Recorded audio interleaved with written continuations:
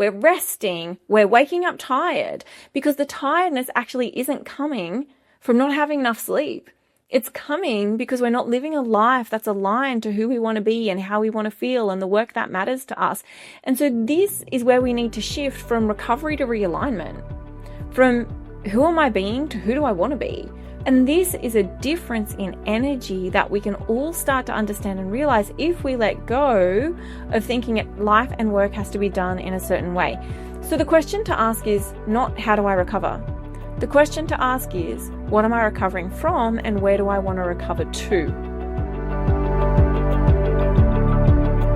I think one of the things we have to start asking about energy is if rest was the answer, or a good night's sleep, or just eating better, then why are so many people still exhausted? Why are so many of us walking around going, oh, I just need another good night's sleep. Oh, I can't wait till the weekend to recover. Oh, I'm definitely going to have an extra cup of coffee to get me through the day. I mean, why is this the thinking? And why aren't the things that we're being sold through the wellness industry really working? I mean, if it was that simple to actually solve chronic stress or burnout or feeling tired all the time, wouldn't we have done it by now? Like, wouldn't we have fixed the problem? But we haven't. So let's unpack why. So we've been sold a really simple equation for quite a complex problem.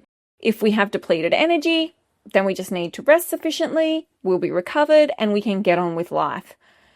But the data we have around chronic stress, around burnout, around exhaustion, and the lived experience of millions of people, whether it's me, whether it's your neighbor, whether it's yourself, whether it's your colleague, at some point we're all going, oh, I just can't keep doing this, I'm so tired. It doesn't support the idea that rest is the answer, or sleep is the answer, or moving our body is the answer, or getting morning sunlight is the answer. Like, these things alone just can't be the answer. Now, we know that they're necessary, right? Like, I'm not denying that those things aren't important at all. But there is a paradox around this, and it's this. The more we keep prescribing rest for a problem that isn't primarily a rest deficit, we're not going to get out of it. Like, that's the paradox. We're prescribing rest for something that actually isn't a rest deficit. It's a systemic problem. So for those of you who don't know me, I'm Amy, and this is my podcast, Rethinking Success, and I'm all about getting us to rethink the systems and the structures that we are stuck in, that we perhaps don't even know we're living. We've prescribed to without realizing. And so in this episode, I'm going to talk about the energy paradox, which is one of the key features in my new book, The Wellness Paradox. Last episode, I talked a lot about energy and the rethinking of energy. And so if you didn't get that, go back and listen to it. But in this episode, I think so many of you listening are going to relate to it, because most of us know that we should rest more, we should sleep better, we should eat better. And like, we're not trying. Like, we're all trying to make that work. But it's a constant question I keep coming back to. If rest was the solution, if better sleep was the solution, if eating better was the solution, if movement was the solution to exhaustion, which is what we're told and what we, are recommended that we should do more of to make life easier, then why is it that so many people that sleep well still feel exhausted? Why is it that so many people rest are still exhausted? Why is it that so many people who eat well are still exhausted? Because these things, whilst they might be necessary, they're actually not sufficient for the level of energy depletion we're facing on a daily basis. They're just not the things that allow us to constantly keep moving in a really sustainable way.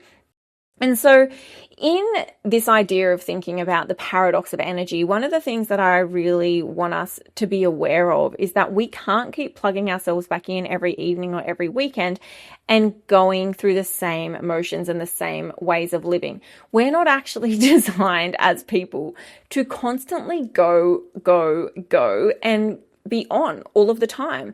And right now we live in a phase of the world where we are on more than ever.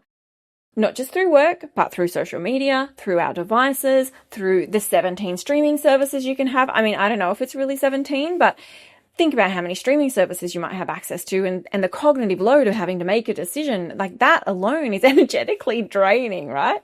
And so we're trying to find a cure for exhaustion through things like rest, recovery, sleep hygiene, unplugging and pulling ourselves out of the busy day. But even though there might be real elements to that, it's an incomplete solution for a problem we're all really struggling with. And so we have to get better at thinking about Well, what is it with energy, and why do we feel like we're continually stuck on this hamster wheel that we can't get out of? And ultimately, I think it's because the paradox around energy becomes quite deep. It's like the more we invest in solutions around things, the more we actually move away from being aware of what's driving depletion, because they're quick fixes. And so the real conversation that we need to have around energy is pushed to the side because we're so focused on a solution that's quick and easy and applies to everyone that we're not paying attention to where the depletion is coming from. We're just trying to rebuild without actually paying attention to what's draining the battery. So let me tell you some things that I think you're going to understand and relate to, and perhaps get you to think about, well, what's happening with my energy here? Because this is the conversation we're not having. I mean, sleep research, let's start with sleep. We all know we should be sleeping more. It's one of the things I talk to lots of people about, and they say if the world just slept better, it'd probably be a better place, and I don't think we can deny that. And sleep research is robust. Like, there's so much out there. If you don't know sleep hacks and sleep tips by now, like, go and Google it. Go and look up a sleep expert. There's no shortage of sleep tips out there and sleep hygiene information at all. So we know what to do, but why can't we do it? Like, this is the question we've got to ask. Why can't we do it? And what's happening if we know we're not getting enough? Why are we so consumed with the recipe, but not actually following the method? Yeah. And this is where the epidemic of exhaustion is not just about sleep deficits. Like, it can't be that easy, right? If it was that easy, we'd all be fine right now. Because people with good sleep practices, or even reasonable hours of 7 to 9 hours sleep, or thinking they have pretty okay work-life balance, they can still report chronic energy depletion. They can still feel like they don't have enough energy to get through the day. So, I mean, sleep alone just can't be the solution, nor can just eating healthy or making sure we rest more. But this is what the wellness industry has done to us. It's commodified rest and pausing and recharging through these things, through sleep supplements, through making sure we get our herbs or our eye masks or our nose strips that make a better night's sleep, recovery wear so we can see what our heart rate is doing or how much rest we might need to do, or a 5-minute breath work meditation app. It can be done through these digital detoxes that we're encouraged to do, and no screen Sundays, which are all great for us. But essentially what it does is it keeps us in this loop of really maximizing out our energy depletion levels so they're empty, so they complete. I mean, that's a paradox. How do we maximize our energy depletion? But you know what I'm saying? We completely strip back our energy so that there's nothing left. And then we just think, well, if I just consume more products, if I take more caffeine, if I use this fancy eye mask, if I take these wonderful herbs, things will get better. And so we're stuck in this loop, which essentially makes us quite helpless because we don't really know what to do. It's not really working. And so we look for this next quick fix. And that's not the solution to building better energy, because the cure and the problem don't relate. This is where we talk about symptom or cause. Lots of the things we focus on are about addressing the symptoms of not having enough energy. I don't have enough energy, I'll have an extra coffee. That's a symptom solution. I feel really flat, I'm just going to crash on the couch. That's a symptom solution. I've had a really hard week, I can't be bothered cooking, I'm going to just order takeaway and stay in all weekend. That's a symptom solution. It's not looking at the cause of, like, why is this happening to me? Why is my energy so depleted? What are the ways of living or working, or what am I focusing on, or who am I surrounding myself with, or how am I spending my time? What are those things doing to my energy? Because that would allow us to dive more deeply into a cause solution versus a symptom solution. And so what we have are these different ways of actually thinking about where energy comes from and where energy goes. Because, the idea of energy being rebuilt should not be sold to us through a product. That's not actually what should be going on here. We need to instead be really curious about what type of energy depletion am I facing? So is it physical? Is it cognitive? Is it emotional? Or is it existential, which we talked about last episode. So we talked about, your physical is your physical body of sleep, movement, nutrition. Cognitive is mental load. It is how much I'm focusing on. Emotional is masking of emotional self, not being able to speak up and share who you are. And that existential piece is about meaning, is about purpose. So is my energy depleted because my life or my work or my time isn't allowing me to be true in these 4 areas, isn't allowing me to maximize them, isn't allowing me to actually know what's going on. Because whenever we think about energy restoration, or the quick fixes to get more energy, they really focus on the first 2, like physical or cognitive. So physical around, I'll get a good night's sleep, I'll eat better. Cognitive around, I'm just not going to do any work, I'm going to take a brain break, I'm going to do some meditation. Those things to help calm us down. And they help maybe a little bit in the short term, but they don't always allow us to tune into the emotional or existential self, which also impacts energy. And when we do that, we get a better chance of actually recognizing the cause, not just the symptom. And this is so important because, existential depletion is this idea of exhaustion because we're performing a version of ourselves that doesn't fit. We're working towards goals that aren't ours. We're living outside a definition of success that we don't actually want anymore. And that's okay. And when those things start to happen, a good night's sleep is not going to fix it. A good night's sleep will not fix the fact that you're chasing a version of success that you don't want to chase anymore. A good night's sleep will not fix that you're chasing goals that belong to someone else that you didn't decide. It just doesn't work like this. And so again, this is where the paradox jumps in and it comes to life.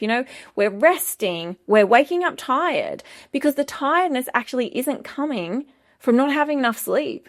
It's coming because we're not living a life that's aligned to who we want to be and how we want to feel and the work that matters to us.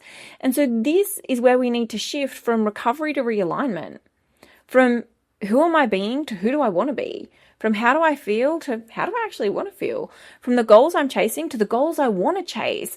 And this is a difference in energy that we can all start to understand and realize if we let go of thinking life and work has to be done in a certain way. So the question to ask is not how do I recover? The question to ask is what am I recovering from and where do I want to recover to?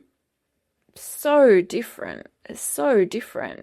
Not how do I recover so I can keep going, but what am I recovering from and where do I want to recover to so I can keep going in a way that supports me? Because if you keep recovering and then returning to the same conditions or the same way of life or the same thinking or the same doing or the same people, then you're just going to deplete over and over and you're probably not going to recover back to full. And so every time you deplete, it's further and further away from your sense of self and from who you are and from a realignment. And so we need to think that realignment is a different type of energy intervention here. Realignment is about intervening on energy depletion, but not about just plugging yourself back in so you can keep going where you are. It's about coming back to where you're spending energy and asking, is this worth me spending energy on? Is the conversation worth me spending energy on? Is this how I'm spending my time worth my energy? Is how I'm moving my body worth this energy? Is the things I'm doing at work worth the energy? Now, sometimes we just got to do stuff, but in other areas, is this actually allowing us to live and work in an energetically sustainable way? When we learn to read our energy like this, and we understand the paradox of, if it was a sleep problem, then sleep would fix it, but it doesn't, and we've got to let this go, then we're not just looking for quick fixes anymore. We're looking for a reorientation. And this, when done well, allows us to step into a place that energy actually becomes stable and it becomes sustainable and it becomes something that we don't constantly need to recover, but instead we know we can rebuild as we need it. And that's such a big difference from constantly going depletion, recharge, depletion, recharge. We don't want to be living like that anymore. We don't want to do that. We don't want that to be our default because for a very long time, what we've been told is that we need to rest more, we need to sleep better, and we need to eat better. But as we've discovered, if that would work, if that was something that would, work for everyone, we wouldn't have an energy depletion problem because that's not exactly it. It's actually about asking, where is this energy draining? What's it about at its core? And how do I get better alignment to those different areas of my life, whether it's the life we're living or the one we've chosen to live? Rest might be a part of the answer. Sleep might be a part of the answer. Eating better might be a part of the answer, but it's not the whole answer. And it never was. So here's what I want to leave you with. The next time you feel depleted, like you just want to go home and crash on the couch, or like a weekend in bed is going to save everything, I want you to ask yourself this. Am I just tired? Or is there something different going on? I don't want you to ask yourself, what am I going to do to recover this weekend? And I mean, we ask ourselves this, and we ask each other, oh, what are you doing to recover on the weekend? What are you doing to recharge? Not that. Instead, we're going to ask, what am I not letting myself see? What is this depletion of energy trying to teach me? What's going on that I might be ignoring? What could I shift so I have sustainable energy and not energy I'm constantly trying to rebuild? Because whatever sits there is going to be the real answer around physical, cognitive, emotional, or existential energy depletion and restoration. And that gives you better realignment. And that's what we need. We don't need these quick fixes that the wellness industry tells us that's what we're supposed to do. Like, it's just not going to work like that anymore. So I'm really curious to hear how that landed and what you thought. And this is something I'm constantly asking myself all of the time. I'm pretty good now at pinpointing why my energy might be low, and I know what I need to do to fix it. But the hard things are around that meaning-driven energy piece. The hard things are around that emotional piece, because that requires actually deep awareness. And so please don't think that I have all the answers or that there's a quick fix. There is not. It's actually about giving yourself time to answer those questions in a way that's true for you, and giving yourself permission to slow down long enough to do that. As always, wonderful people, I've had a great time talking about this. And if you have, please let me know, and make sure you share and do all those things, because the more we have this conversation, the more we can start to create change, not just for ourselves, but for each other and at a systemic level as well. And that's what I'm really excited to do. So as always, have a wonderful day, evening, night, whatever time of day it is for you. And I'll see you somewhere soon. Bye.